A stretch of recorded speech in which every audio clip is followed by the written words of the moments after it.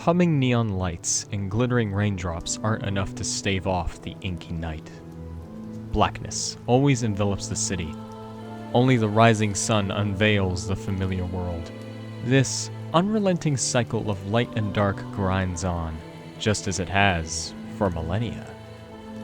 But there are things that remain hidden even in the light of day.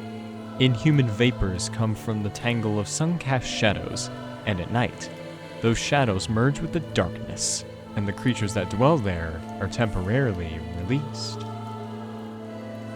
No one could pull back this curtain between worlds and see things as they truly are. No one, except for one man.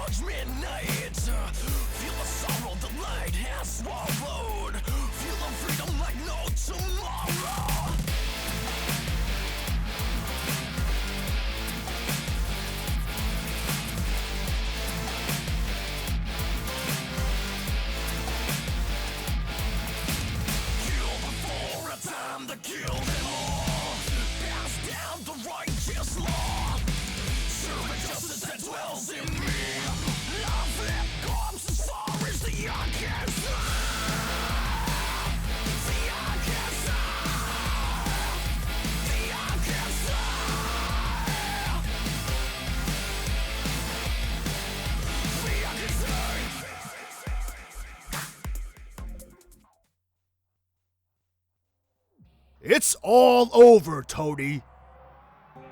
Denver shifted his weight, trying to cut an imposing figure but settling for in charge. He eyed Tony Redgrave, who stood at the far end of the alley. His prey had a penchant for flamboyance, cloaking his red leather coat in enough silver ornamentation to deck out more than one Christmas tree. The charms and talismans jangled as Tony turned to face him. Again? Man, I'm so tired of this shtick. Change the channel, would you, Mad Dog? Denver's bristled. This was, in fact, the 99th time he had gone after Tony. Any ordinary gangster would have stopped by the 5th time, 10th tops. But Denver's was nothing if not tenacious. He'd earned his street name for a reason. He bared his teeth.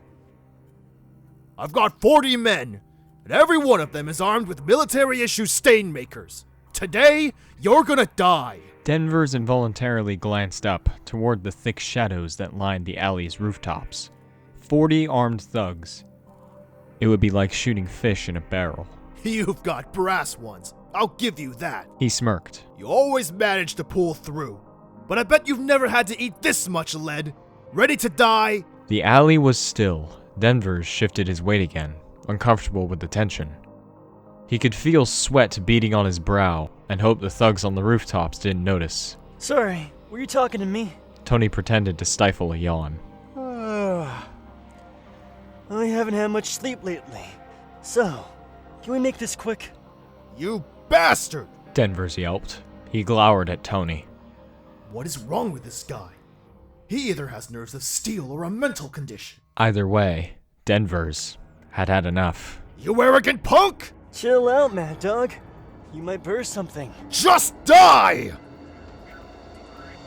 Denver's pulled his trigger, and 40 thugs followed suit. Hundreds of bullets volleyed toward Tony, kicking up a dust cloud that soon swallowed the alley. The gun sputtered out a few seconds later. Denver's smacked his lips as his men lowered their spent weapons. Maybe that shower woke you up. Tony emerged from the dust, brushing off his jacket. Didn't I just say let's make this quick? Denver's found the clank of jewelry more annoying than the witty banter. He sucked in a lungful of air, getting ready to bellow. Suddenly, he heard the clatter of empty weapons falling to the ground. One by one, his men backed away. He screeched. What the hell? Do your job! No way! Someone shouted back. I pay you, you bastards! What's the big idea? Denvers wrapped his sausage-like fingers around the Mauser that hung at his considerable waist. Fresh sweat pooled everywhere. Why does it always turn out like this? Nobody could have survived that much lead. So why were his men lying in bloody heaps on the ground? Denvers gripped his pistol. 98 times. And now, yet again, he was poised to snatch defeat from the jaws of victory. Red and silver flashed from the end of the alley, near the bodies of over half of his men. The talismans jangled, and another thug sprawled on the pile. Denvers' remaining men approached the dust cloud cautiously, wary of friendly fire. Denvers had no such compunction. Like hell I'm going to lose this time! He aimed at the melee and pulled the trigger. The Mauser roared, and one of his men collapsed. Shit! Denvers aimed again, squeezing off another round whenever he heard the metallic chime of Tony's jacket. Sweat poured off his forehead, blurring his vision. But Denvers didn't care. Aim for the jangle. Aim for the noise. Silver flickered at the edge of his vision. Tony's hair was as ostentatious as the rest of his gear. I've got you now! We aren't doing this 100th time! Denvers fired 3 bullets in quick succession, leaving a final round in the chamber. His eyes darted around anxiously. Have you gone to hell yet? There was no answer. A light breeze dissipated the veil of smoke. 40 bodies lay soaked in red, but Denvers couldn't see a hint of silver. He stepped carefully through the corpses, looking for Tony. He must have hit him. Had to have hit him at that range. Find the body, go home, and knock back a few drinks to celebrate. His confidence returned. He could practically taste the celebratory cold beer running down his throat. Then, something caught his eye. What? Denvers felt the pit of his stomach grow cold. His mouth opened and closed like a fish's as his eyes registered the lithe figure standing alone in the alley. Silver charms clinked as Tony strode forward. What are you trying to say, Mad Dog? A gust of wind pushed the last of the dust out of the alley, brushing a strand of silver hair out of Tony's face. If you need help completing a simple sentence, maybe you should go back to grade school. He doesn't have a scratch on him. His red coat was a different story, though. It was riddled with holes. Tony held his giant sword in front of him like it was a shield. You freak! Denver spat out. Tony was nonplussed. You were aiming for the jackpot. I wouldn't expect anything less from a former Olympic sharpshooter. Too bad you've gone soft. Shut up! Denver snarled. He gestured with the Mauser. I've still got bullets left, you butt monkey! Tony lowered his sword, further enraging Denvers. Good for you. That's the mark of a true professional. Rage chased away the last of Denvers' fear. He tightened his finger around the trigger. I'm gonna shut your arrogant hole for good! If you've got anything else to say, now's the time. Think of it as a last request. I'm so sick of hearing that. Must be like the 97th time now. Shut the hell up! Denvers pulled the trigger. The two were so close that even a blind man couldn't miss. Denvers watched as the bullet tore into his adversary's face. I did it! Oh, really? Tony chuckled as Denvers stared agape. Somehow, Tony was unscathed. He pressed the tip of his sword against Denvers' throat. How is that even possible? Denvers had seen the bullet pierce the other man's skull. He's not human. Looks like I win again. You're out of your league, pal. Tony crowed, taking the Mauser before sheathing his blade. Hey, nice piece. Too bad it's a bootleg, though. A real Mauser would have the manufacturer's marker right here. Tony traced a line on the gun with his finger. Oh well, I'll take it anyway. See you later, Mad Dog. Tony spun on his heels and marched off, leaving Denvers wobbling, speechless, and totally dumbfounded. He turned at the end of the alley. Oh, wait. I almost forgot. Tony eased out of his ragged, torn coat, tossing it in Denvers' direction. Take this to Gil's shop and ask her to make a new one for me, would you? Oh, and, don't forget to tip her.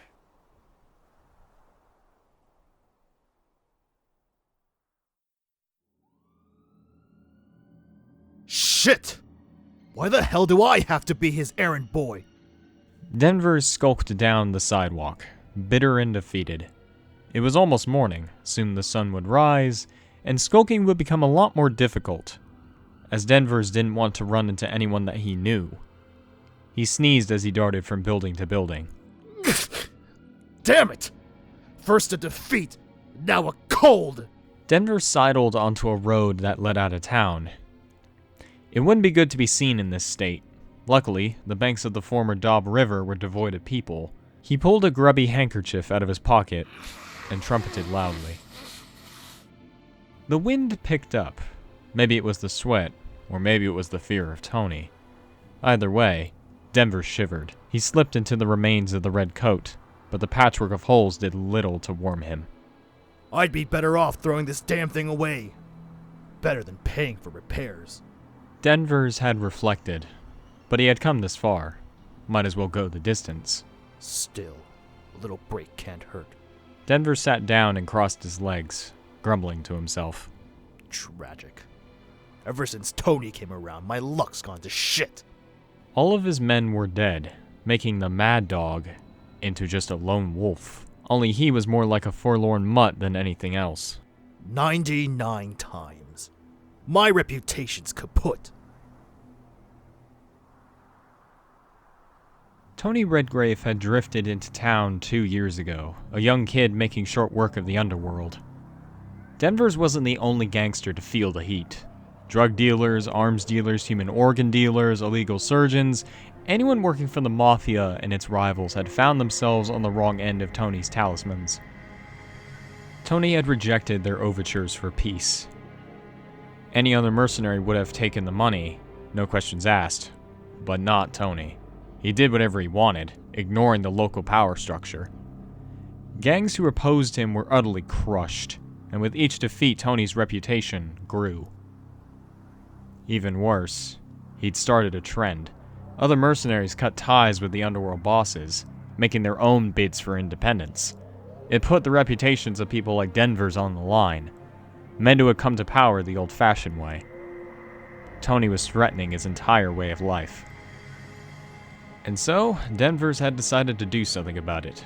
99 times now. There wouldn't be 100th, Denver's knew that. He had used up the last of his goodwill to find backing for this most recent attempt, hatching a meticulous plan and persuading old bosses to lend him money, muscle, and gear for the attack. Striking out had left Denver's with no friends and nowhere else to go. He had to keep his head down now. This wasn't a loss a man could just walk away from. Damn it! I'm screwed! Suddenly, a voice cried out. Denver's lunged for his holster, but came up empty, as Tony had taken the Mauser. Fuck! The voice grew louder, echoing up the riverbed. Denver's eyes darted around. What's going on? What do you want? The call was coming closer. There were definitely several voices now. Denver's felt a new fear welling up inside him. Where are they coming from?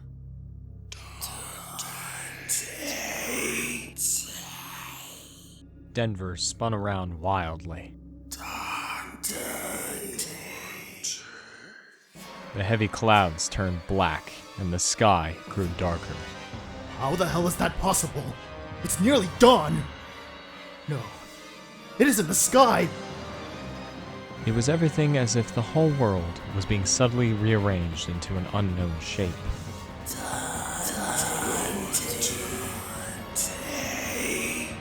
Denver's fear grew more and more primal, his thoughts tumbling into feral abandon. Even if he'd had the Mauser, he wouldn't have been able to operate it.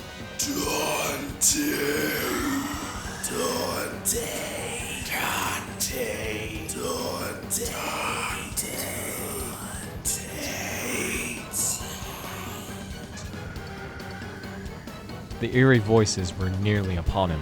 but Denvers couldn't see them in the blackness. Suddenly, Denvers heard a footstep beside him. He whirled around anxiously. Who's there? He was oddly comforted by the possibility that he wasn't alone. Maybe it was Tony.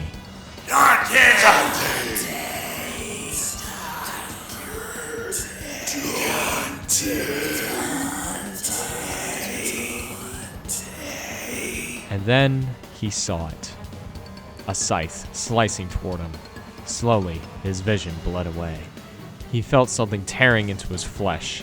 Denvers tried to shout for help, but his voice didn't work anymore. Nothing worked anymore. Nothing but his nerve endings, transmitting endless pain as he was hacked to bits. Denvers screamed silently.